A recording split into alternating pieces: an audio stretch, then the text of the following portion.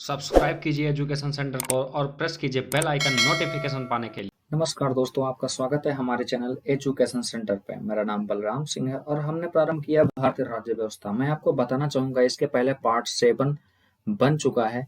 यदि आपने उसे नहीं देखा तो इस वीडियो के डिस्क्रिप्शन में आपको सारे वीडियो के लिंक मिल जाएंगे। ठीक है, आज हम प्रारंभ करेंगे भारतीय राज्य व्यवस्था में संघ और उसके राज्य क्षेत्र में। ठीक है, आइए आगे बढ़ते हैं। संघ और उसका राज्य क्षेत्र, ठीक है, ये हम देखते हैं। इसका जो कि भाग 1 में, भारतीय संविधान के भाग 1 में के अंतर्गत ये आता है। हम देखेंगे यहाँ पर क्या है। अनुच्छेद 1 में साफ साफ लिखा है भारत राज्यों का संघ होगा। ठीक, भारत क्या होगा, राज्यों का संघ होगा। वहां पे ठीक है लिखा है भारत का राज्यों का संघ होगा। ठीक है, हम लेकिन एक देखेंगे, जो संघ होता है उसे दो तरीके से डिफाइन करते हैं, एक यूनियन और एक फेडरल। ठीक है, ये इंग्लिश में लिखा होगा। ठीक है, एक यूनियन एक फेडरल। तो हम यूनियन की जब बात करेंगे तो वो इंडिया, और फेडरल की बात करेंगे, ठीक है, फेडरल की बात करेंगे तो वो यूएसए है, यूनाइटेड स्टेट ऑफ अमेरिका। अंतर क्या है, यूनियन की जब बात करते हैं तो यूनियन क्या होता है, इसमें लिखा हुआ भारत राज्यों का संघ होगा, यहाँ पे भी लिखा हुआ है। लेकिन फेडरल में एक समझौता किया गया था, कॉन्ट्रैक्ट था, सभी राज्यों के बीच में एक कॉन्ट्रैक्ट था। लेकिन भारतीय राज्यों के बीच में कोई कॉन्ट्रैक्ट नहीं था। इसका फायदा क्या होता है, जो राज्य कॉन्ट्रैक्ट के माध्यम से जुड़े होते हैं उन्हें राज्य से अलग होने की अनुमति है। लेकिन भारत में, जैसे कहने का मतलब एग्जाम्पल के तौर पर, जैसे उत्तर प्रदेश और मध्य प्रदेश, ठीक है, ये है, ये किसी भी तरीके से भारतीय संघ क्षेत्र से अलग नहीं हो सकते। कहने का मतलब, जो फेडरल सिस्टम है उसमें राज्यों को अलग होने की अनुमति है, लेकिन यूनियन सिस्टम में ऐसा नहीं है। तो इस तरीके से याद रखिएगा, जब भी एक एग्जाम में कोई प्रश्न आता है तो वहां पे यूनियन इंग्लिश में जरूर देख लिएगा, जो यूनियन है उसे आप टिक करेंगे, क्योंकि भारत क्या होगा, राज्यों का संघ है यूनियन के तौर पे। ठीक है, भारत जो संघ होगा राज्यों का संघ होगा। ठीक है, इसमें देखिए 3 सब पॉइंट है, वो एक एक एक दो और एक 3। ठीक है, 3 सब पॉइंट में कैटेगरी किया गया है। अभी के लिए आप एक एक और एक 3 को देखिए। ठीक है, अब भारत में सबसे पहले जो नाम लिखा है, भारत का नाम होगा भारत दैट इज इंडिया। ठीक है, याद रखिएगा, वहां पे जो इंग्लिश वर्जन ही लिखा गया है भारत दैट इज इंडिया, याद रखिएगा, इंग्लिश देखिएगा, इसका version English Bharat that is India. ठीक है, India, Bharat that is India, ऐसा साफ साफ लिखा हुआ। तो याद रखिएगा, ये भी इंडिया का होगा, राज्यों का संघ होगा। और यहाँ पे याद रखिए, जो संघ की बात की गई है वो यूनियन की बात की गई है। अभी कुछ समय के लिए सेकंड पॉइंट छोड़ दीजिए। ठीक है, मैं उसे अभी क्लियर करूंगा आगे देख के। ठीक है, भारत जो 1 का 3 सब पॉइंट है, उसमें तक भारत के राज्यों में 3 तरह के राज्य होंगे। अच्छा, 3 तरह के राज्य कैसे होंगे, देखिए, पहला होगा राज्यों का संघ,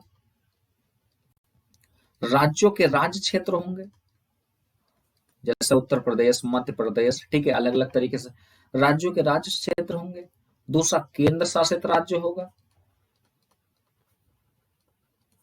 ठीक है, केंद्र शासित राज्य क्षेत्र होंगे।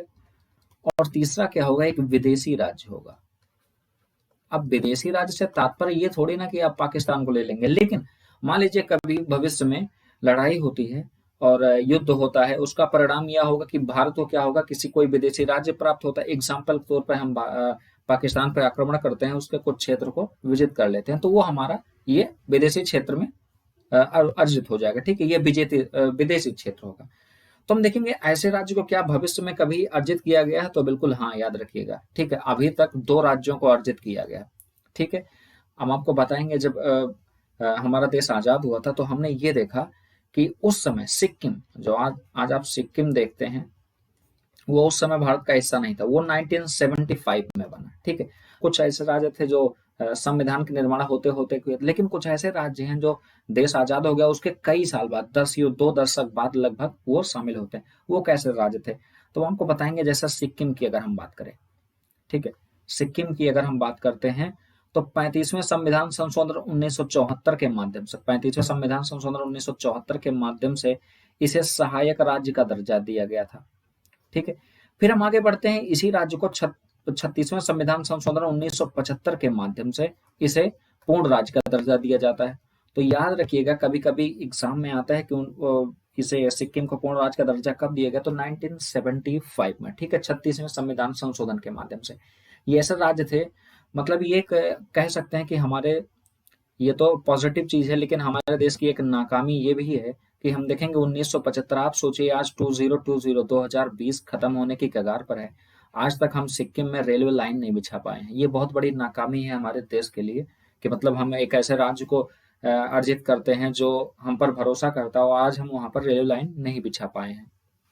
आगे बढ़ते हैं, देखिए अब ये देखिए यहाँ एक मोस्ट कंफ्यूजिंग सवाल अनुच्छेद 2 और अनुच्छेद 3 से अक्सर आ जाया करता है। ठीक है, कंफ्यूजन। ठीक है, यहाँ पे हम 2 लिख दे रहे हैं और यहाँ पे 3। बहुत बढ़िया से समझेंगे। ठीक है, लिखा हुआ है संसद बिल द्वारा संघ में राज्यों का प्रवेश करा सकेगी। ठीक है, संघ मतलब समझ रहे यूनियन, जो हमारा वर्तमान में जितने स्टेट है उसमें नए राज्यों का प्रवेश करा सकेगी। ये देखिए नए राज्यों का प्रवेश अनुच्छेद 3 में भी। आखिर कंफ्यूजन क्या है, एग्जाम में आ जाता है तो हमको कंफ्यूजन हो जाता है। देखिए जो अनुच्छेद 2 है यहाँ पे आप लिख लीजिएगा विदेशी राज्य। ठीक है, यहाँ पे आप विदेशी राज्य, अब तो क्लियर हो गया होगा।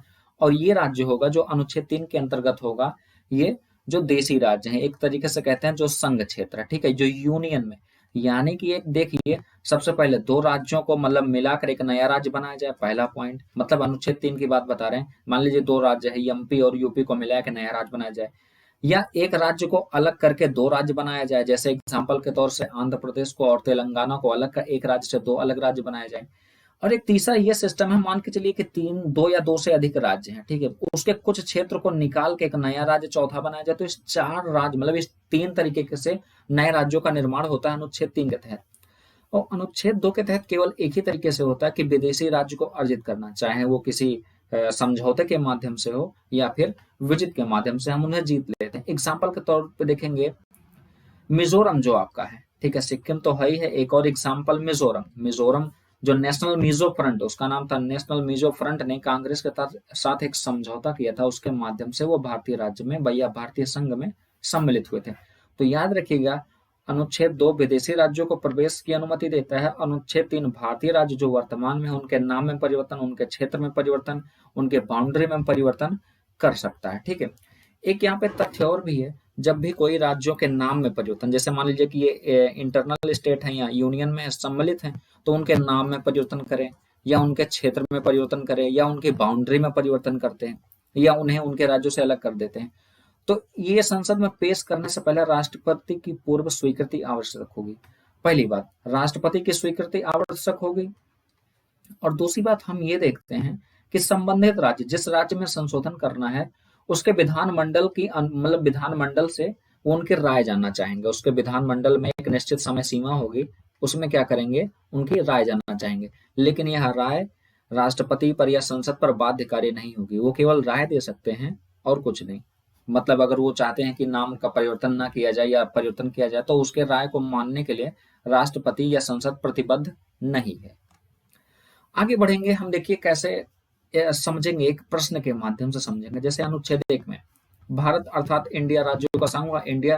ठीक है, India that is Bharat is the union. ठीक है, मैं एक यूनियन होगा, ऐसा उल्लिखित है अनुच्छेद 1 में, बिल्कुल लिखित है। आपने देखा था 1 और उसका सब पॉइंट 1 में क्या था, ऐसा उल्लिखित था। ठीक है, बिल्कुल सही। देखिए राज्यों का संघ होने के कारण राज्यों को भारतीय संघ से कभी भी अलग होने की अनुमति है। ये देखिए ये गलत है, ये हमने बताया था, ये फेडरल सिस्टम में है। ठीक है, ये फेडरल सिस्टम में है, जैसा कि यूएसए में। तो ऐसा तो नहीं, हमने पीछे ही बताया था कि भारत का क्या होगा, राज्यों का संघ होगा, उसे भारतीय राज्यों से कभी भी अलग होने की अनुमति नहीं है। तो इस तरीके से ये पॉइंट गलत हो गया। नए राज्यों का प्रवेश का प्रावधान अनुच्छेद 3 में, जबकि नामकरण देखते हैं, नए राज्यों का प्रवेश अनुच्छेद 3 में बिल्कुल है, 2 में भी है, 3 में भी है।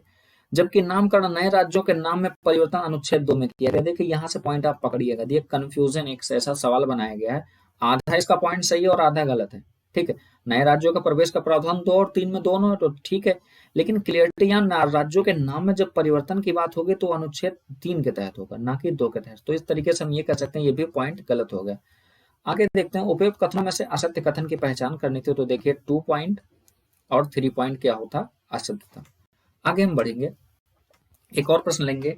अनुच्छेद 2 के तहत नए राज्यों का निर्माण का प्रावधान किया गया है, बिल्कुल सही। 2 के तहत किया गया, नए राज्यों के निर्माण का प्रावधान किया गया है। तेलंगाना राज्य का निर्माण अनुच्छेद 2 के तहत किया गया, क्या ऐसा किया गया? देखिए हमने बताया था, जो विदेशी राज्य, तेलंगाना तो कोई विदेशी राज्य था नहीं, इसलिए इसका निर्माण किया गया था अनुच्छेद 3 के तहत। क्लियर है?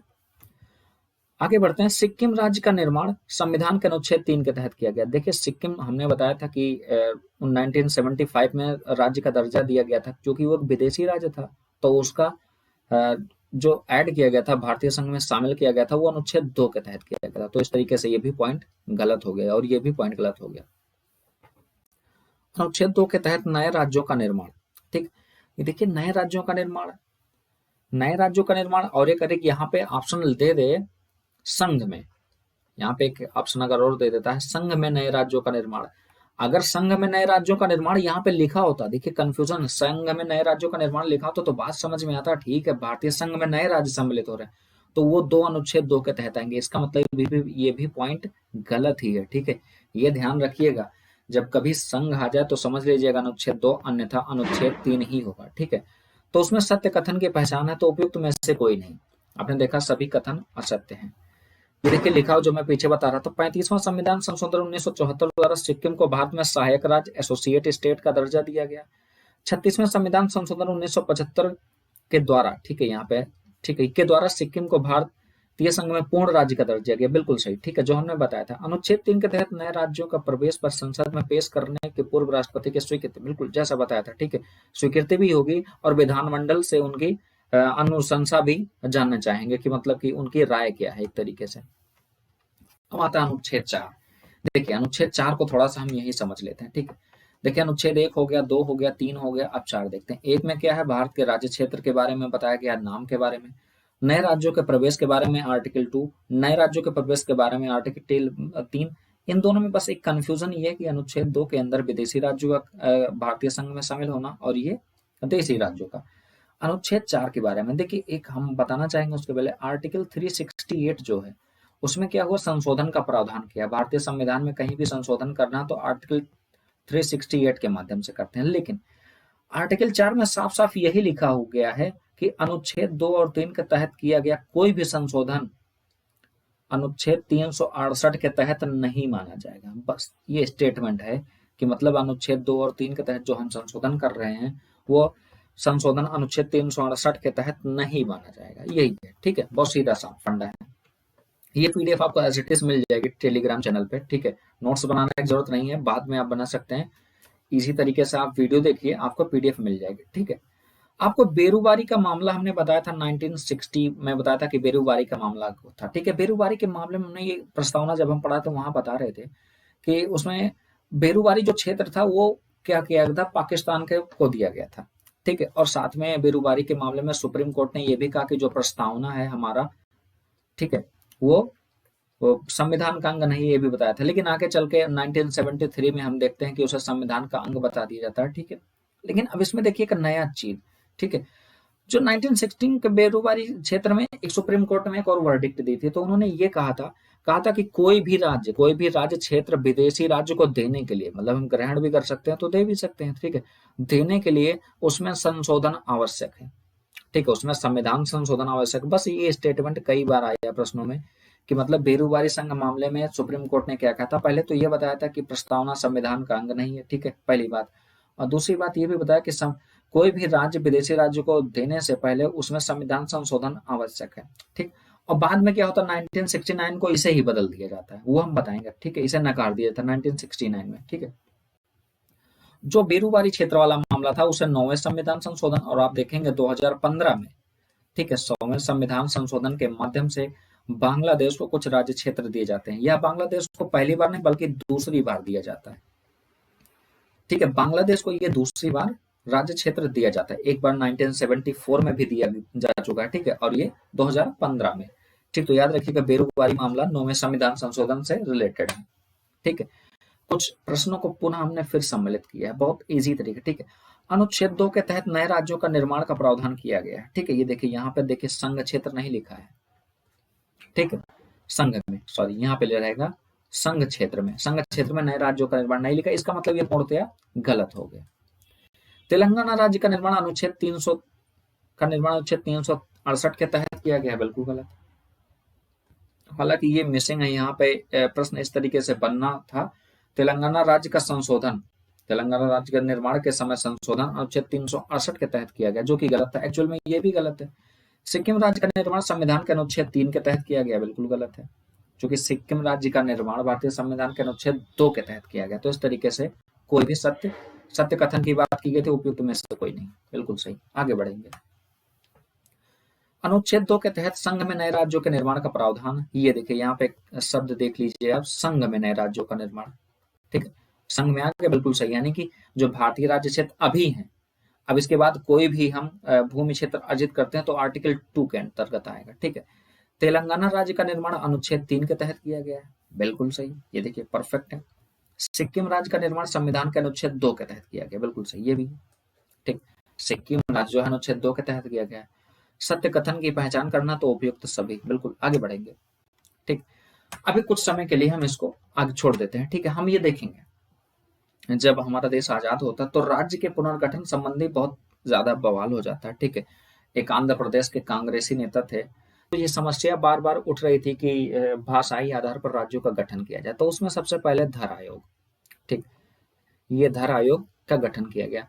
तो उन्होंने बोला कि मतलब भाषा के आधार पर नहीं, भाषा के आधार पर राज्यों का गठन नहीं किया जा सकता, बस आप इतना समझिए, भाषा के आधार पर राज्यों का गठन नहीं किया जा सकता, इन्हें प्रशासनिक सुविधा के आधार पर, ठीक है, प्रशासनिक सुविधा के आधार पर आप गठन कर सकते हैं, मतलब भाषा के आधार पर गठन नहीं कर सकते, क्योंकि राज्यों के अलग होने की संभावना थी, क्योंकि नया नया देश आजाद हुआ था, तो ऐसी संभावना थी।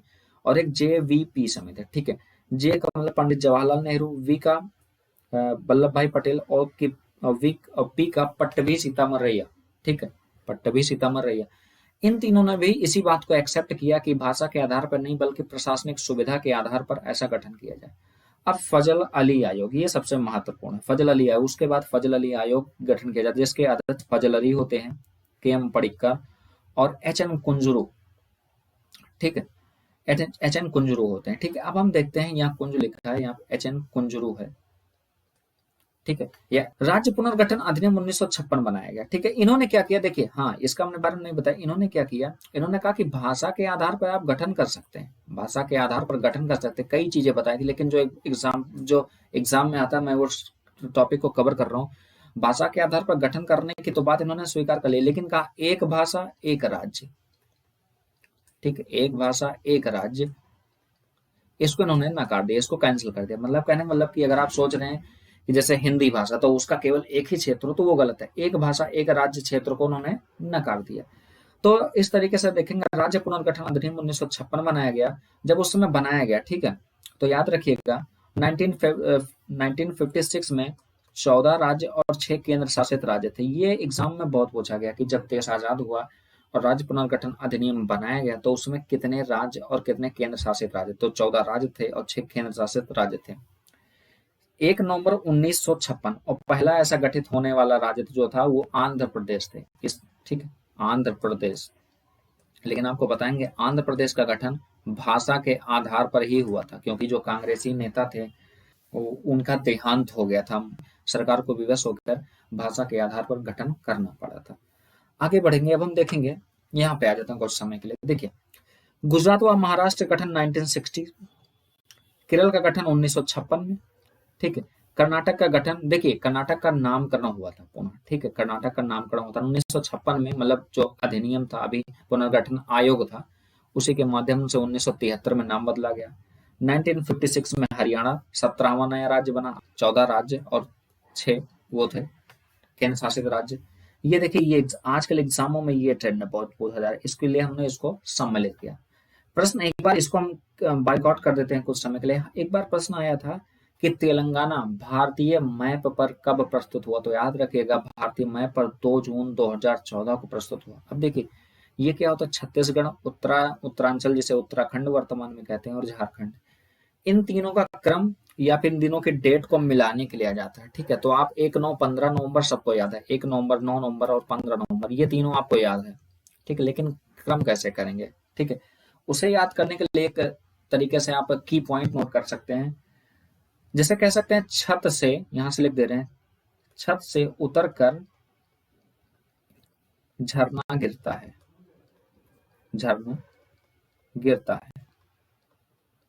तो देखिए, छत से आपका हो गया पहले 1, 9 और 15 से लिख लीजिए, ठीक है। तो छत से छत्तीसगढ़, छत से उतर रहे हैं आप, ठीक है, झरना उतर रहा है या आप उतर रहे हैं, ठीक है, तो हो गया छत्तीसगढ़, फिर उत्तराखंड, ठीक है, या उत्तरांचल, और उसके बाद झरना से हो गया आपका झारखंड। इस तरीके से आप इसे याद। देखने के लिए बहुत बहुत धन्यवाद। अगर आप हमारे इस लेक्चर की PDF चाहते हैं तो आप टेलीग्राम पर जाइए और वहां पर सर्च कीजिए @MyEducationCenter। वहां आप देखेंगे इस तरीके से आपको लोगो मिलेगा, जिसे आप ज्वाइन करके PDF प्राप्त कर सकते हैं। धन्यवाद।